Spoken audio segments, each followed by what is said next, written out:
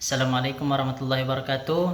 Nama saya Fazil Husnul Fadil, NIM 12012038 dari Fakultas Syariah Hukum Keluarga Islam semester 7. Di sini saya akan membahas tentang wilayah hukmi dalam penentuan awal bulan Qamariyah. Awal bulan Qamariyah merupakan proses penentuan waktu di mana sebagai acuannya adalah pergerakan bulan relatif terhadap bumi. Waktu yang dibutuhkan bulan untuk mengorbit bumi adalah 29 hari, 12 jam, 44 menit, 3 detik. Sehingga terkadang satu bulan ada yang sampai 29 hari, ada yang sampai 30 hari.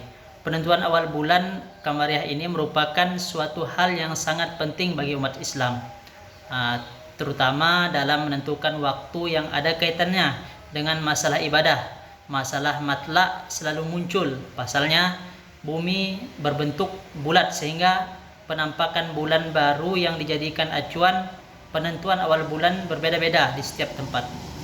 Dengan demikian akan terjadi perbedaan dalam mengawali dan mengakhiri bulan Qamariyah, sehingga menimbulkan permasalahan ikhtilaf matla. Beberapa ulama kontemporer telah menyampaikan fatwa tentang matla yang menyatakan bahwa sebelum negara Islam mencapai persatuannya tentang urusan penentuan awal bulan ini, mereka harus selalu berupaya untuk mencapai persatuan negaranya masing-masing.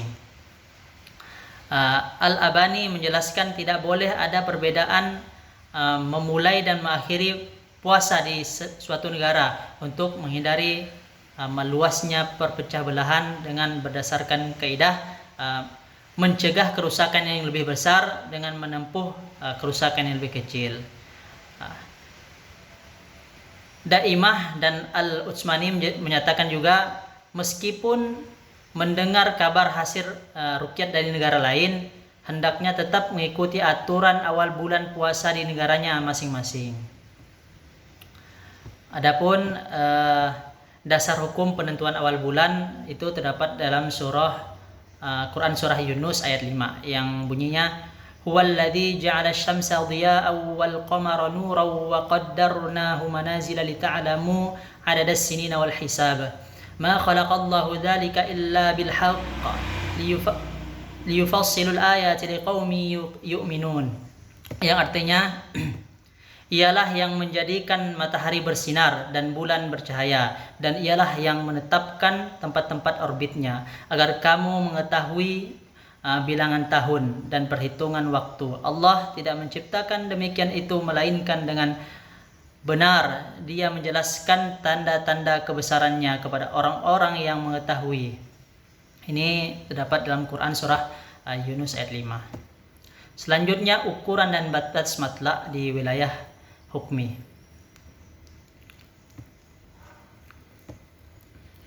Yang tak kalah penting dalam menentukan awal bulan adalah letak ruqyat dan titik letak yang digunakan untuk menghitung awal bulan.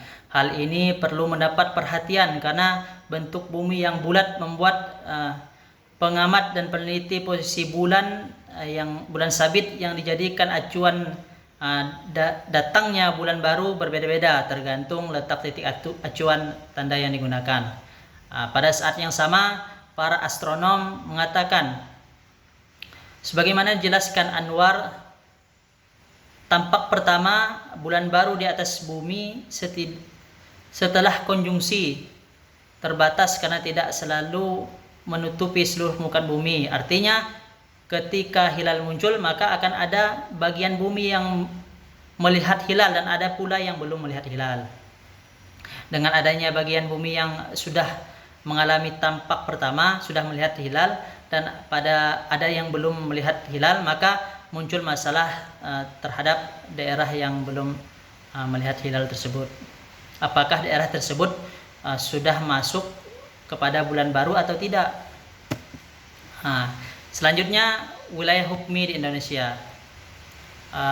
Untuk konsep di Indonesia, wilayah keberlakuan ruqyat dan hisab dalam penentuan awal bulan, maka untuk menjaga kebersamaan diberlakukan matla wilayah hukmi, yang berarti bahwa hasil ruqyat dan hisab berlaku di seluruh wilayah hukmi di Indonesia.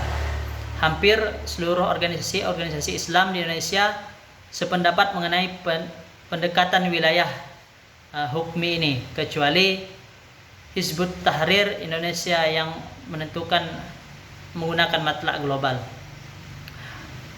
Organisasi Nahdlatul Ulama dan Muktamar di Kediri yang menyatakan bahwa menetapkan awal bulan Qamariyah berdasarkan ruqyat hilal internasional untuk pedoman beribadah di Indonesia.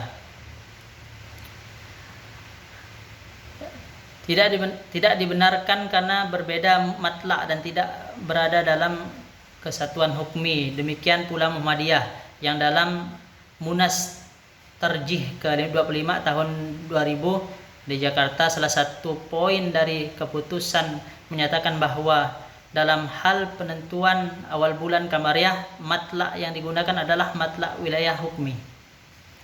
Dalam permasalahan penentuan awal bulan di Indonesia tersebut ternyata memiliki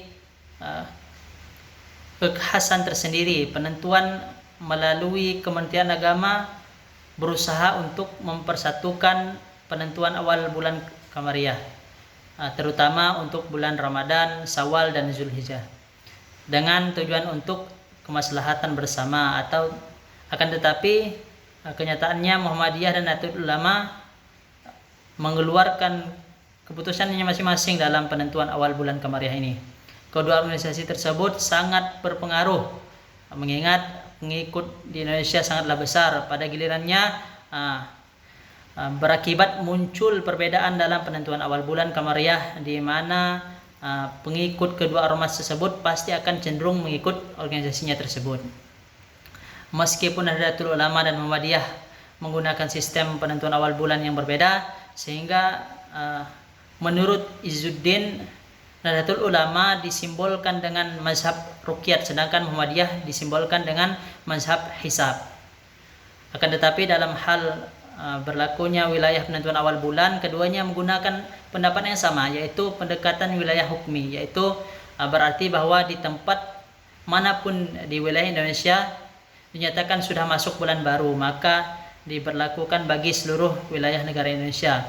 Ini memberikan makna bahwa dalam suatu wilayah negara Indonesia, awal bulan terjadi pada hari yang sama. Dengan melihat fenomena tersebut, pemetaan terhadap pendekatan yang digunakan oleh kedua organisasi tersebut menjadi penting untuk setidaknya mencari dasar-dasar atau argumentasi setiap keputusannya.